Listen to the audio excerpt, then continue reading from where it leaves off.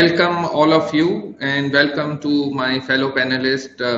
We are discussing one of the hottest topics in town, the hottest topic in investments, which is education. And we have three entrepreneurs who have seen it, done it, and one person who started investing in education probably earlier than anybody else. So we will have a great session.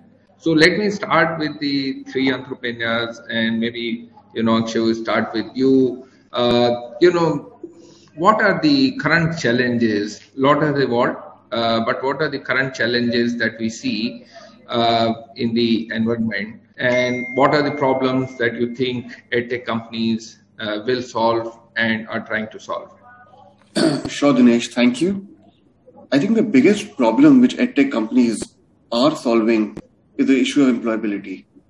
If you look at India as a country, there are 1,000+ universities and around 80,000-90,000 colleges thereabout in India.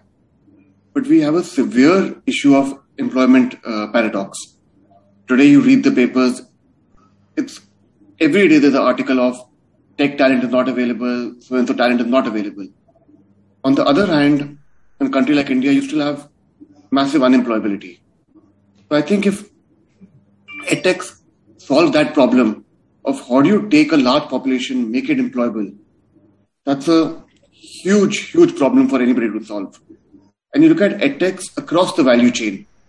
What they are doing is wherever there were inefficiencies in the market, whether that's coaching, K-12, higher ed, whatnot, they are really bringing quality at scale. And that's what they're trying to do. How do you address inefficiencies which have been built up over time? The Indian education sector is not new. I mean, we have one of the largest and the most well-developed physical education infrastructure in the world. And we've spent considerable resources on it. And we've been doing that for many decades. But if you take aside the Institutes of Excellence, IIT, the IIMs, IISE, have that quality trickle down. It's literally like you fall off a cliff. You've got these Institutes of Excellence, and the moment you go beyond these guys, and for these Institutes of Excellence, the selection ratio is less than 0.3% for an IIT.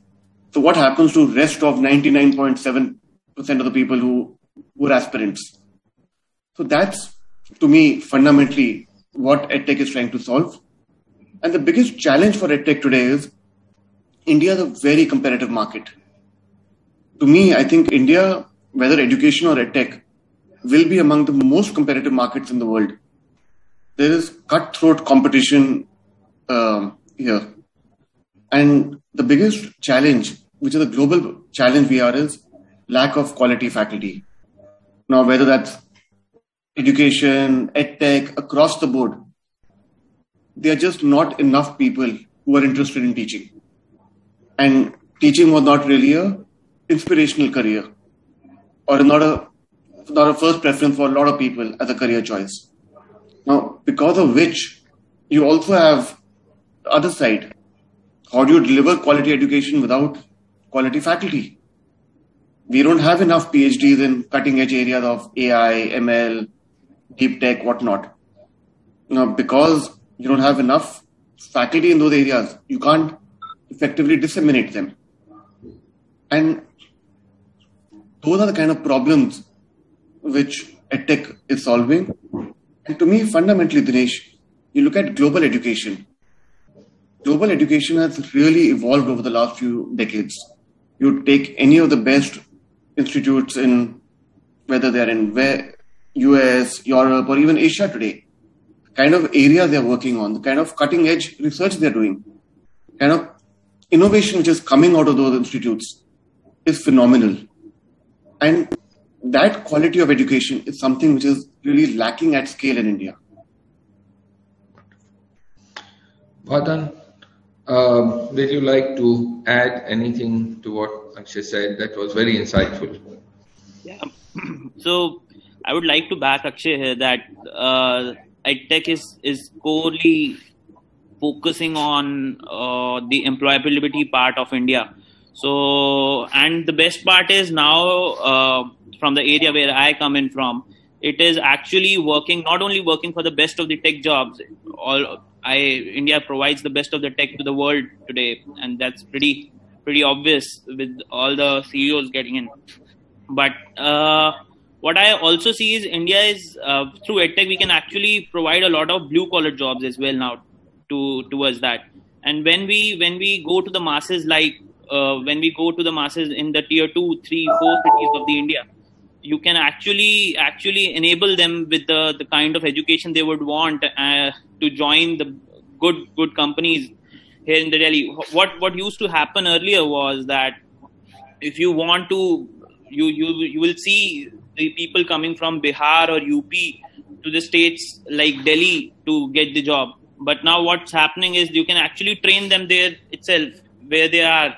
You can actually train them that what the companies actually want, and then you can take them towards the company to meet the company needs what they actually want.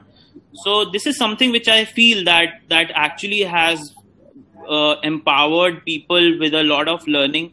And there was a challenge, I feel, like if you see a couple of years ago, we have been pretty active on YouTube, and we used to get comments like that, sir, मेरे को railway station पे जाना पड़ता है पढ़ने के लिए. And how this thing has changed in past 2 years is itself a big story for all of us, that the internet penetration has increased, and how it is going to be increased in next 4 years will actually take us from 1 billion to 30 billion, which we were referring in the start of the presentation. And we are very hopeful that this will happen at a very much accelerated pace in India.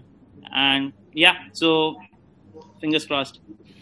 So Manan, from your perspective, how do you look at this? So yeah, Dinesh. So I look at it from a demographic dividend point of view when it comes to India. In the next few years, tens of millions of young people are going to enter the workforce. But I think India's education system as a whole needs to, do a lot more to truly tap this dividend, especially at the schooling level, because that's where the foundation of a person's academic journey really gets built. And I think despite the changes in education policies, that we've seen recently, we are still teaching today's kids stuff that is mostly outdated. We are not really teaching them skills that will be valuable 10 years from now, 15 years from now when they enter the workforce. For example, given how fast the world is moving, how exponentially fast it's moving, education today should heavily focus on things like mathematical thinking, decision making, computational thinking, the ability to communicate. But our curriculum still does not reflect any of these things properly. So that I see is a big gap. And I think the other big gap that I see when it comes to India as a whole is access, both from a technology point of view, which would mean access to devices and internet connections, but also access from a cultural barrier point of view, language localization, cultural contextualization and things like these. So if we really want to tap the dividend, the demographic dividend of the country, we have to solve both these. A child sitting anywhere in the country must be able to access, must be able to get devices and, internet connections at, very low cost prices, and also be offered curriculum that's localized and contextualized.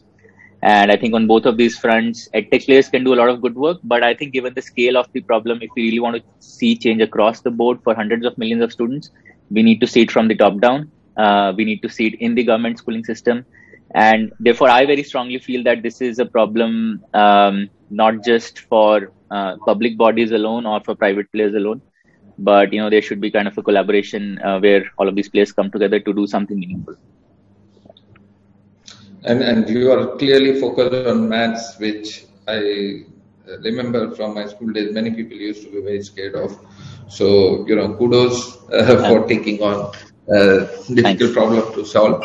Let me come to you, Imran. Imran, you spotted the opportunity in education well ahead of every other investor probably in the country, and you were early investors in the sector.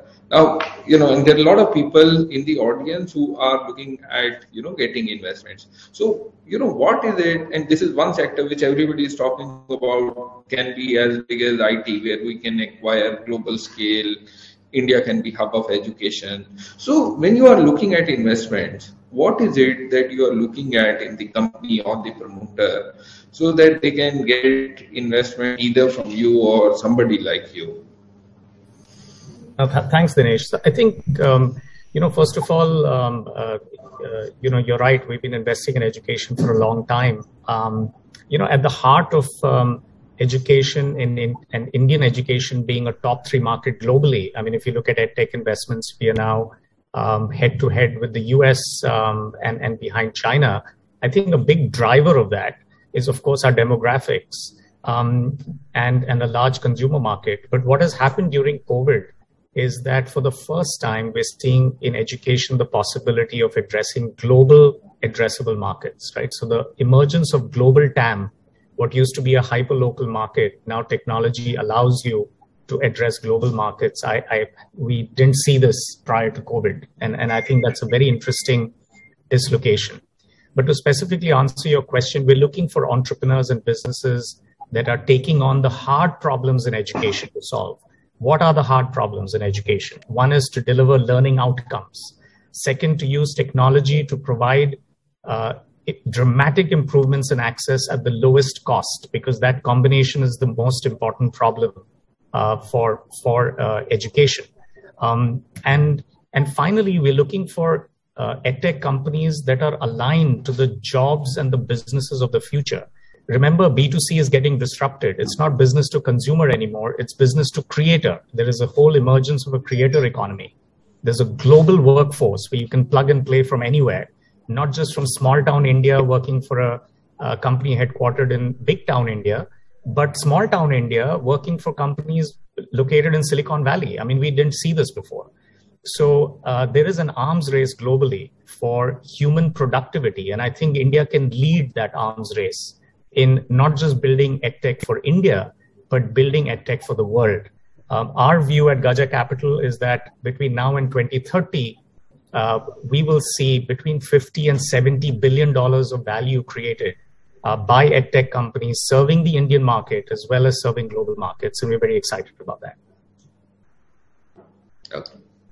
No, that is very insightful and also very heartening that, so much of money is going to be invested and it will create next level of unicorns and unicorns, hopefully, and we would be seeing a new India.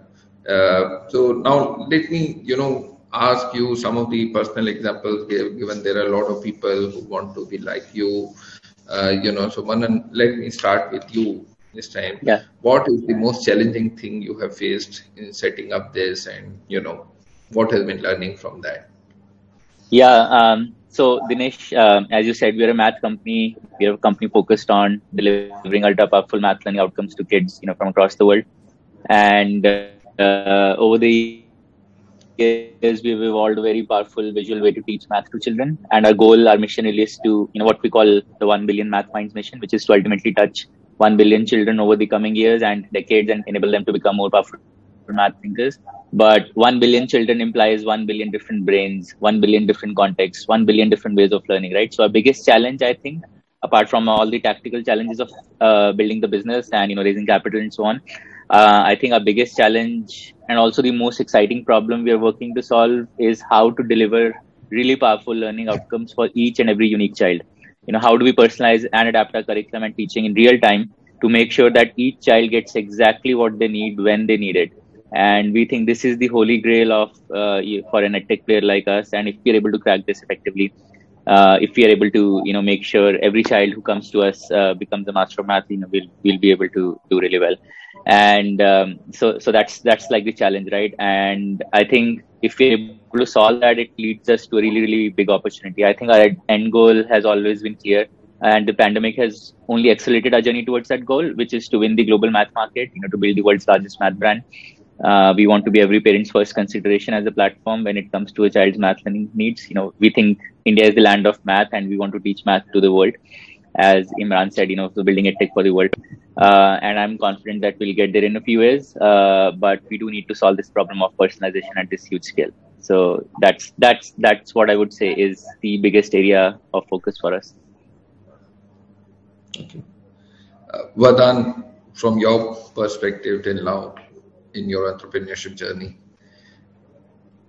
So from starting, like I really feel if you are able to make it like 2-3 years down the lane, half the battle is won. But in the starting of the years, it's very necessary to get the right people on your side. Let them join you because in the start no one knows you, that whatever you are doing. So in the first start, the building the core team which actually operates the business is the biggest challenge that we felt in the start of the careers. But 1 year down the lane, we were pretty much sorted. We have a 500 member team with us today, and I'm really excited that these are the best people that we have fortunate enough to work with. But from the B2C and from the customers, and we really felt there was a problem in the acceptability first from the EdTech portion. But people, the parents, the students were not very acceptable in the start of the years. But now the accelerators like Geo and Pandemic, which have actually came in, the acceptability has increased multifolds post that. And I really feel that it is getting better and better as we go ahead. So yeah. And Akshay, from your perspective, how has been the journey, and there's also a question probably, which you may be better equipped to answer, that, with so many players in the EdTech space now, would there be a policy or a regulatory requirement which should come about? Frankly, to answer the second point, I don't think there should be a regulatory or policy around it. I also run a university, and I can tell you the amount of regulation which a university has to go through is not easy. While we understand where the regulators come from to make sure people get the outcomes they want, but at times they also become like a hindrance. To give you an example, a university today cannot hire non-PhDs to teach. Now, if you take a thing like that, a university cannot hire non-PhDs, and if I have to teach these cutting-edge areas or deep skills, where do I find enough PhDs? A lot of these areas didn't exist 10 years ago. Now, in a way, artificially, we are creating a scarcity. So, I think regulation is required in universities, schools, colleges. The moment you regulate, and a free market economy, while EdTech is open, like you said, there are, at the last count, more than 3,500 EdTech players in India. The moment you start regulating, you will artificially create barriers. Let the free economies play here. With such large competition, only those who will deliver value will survive. And we're already seeing that happen now. Consolidation is happening in the space. And I think in the next year or two, there'll be a lot more consolidation, and then dust will settle down, and you will have a few large players who are standing. So I totally feel that there's no need for regulation in the sector. Thank you. I think given you straddle across both the regulated and unregulated world, this is clearly a very insightful piece. Imran, you have seen many of the companies, succeed and many fall by, etc. So for some entrepreneur who's going to be there in first 2-3 years, which, any piece of advice, which really will help them stand out? Absolutely. I think, there are 2 or 3 things, especially if first of all, entrepreneurs must distinguish between the startup phase and the scale-up phase. So these are 2 very, very different phases. And I'm glad, Vardan, that you intuitively get it. The true purpose of the startup phase is to find product market fit and get to validated unit economics. That's your biggest job. In the scale-up phase, we describe it at Gaja Capital as, we buy revenue and sell EBITDA. So the scale-up, the big job of the scale-up phase is to squeeze out profitability that covers all expenses. I mean, there's no running away from that. However, while you're doing all of that, you have to, what are the biggest challenges we see in EdTech? There's an arms race for cost of customer acquisition. We're seeing hyperinflation in CAC, and you can't solve that by buying AdWords on Facebook and Google. You can't solve it by television advertising or celebrity endorsements alone. You have to find an organic channel for leads.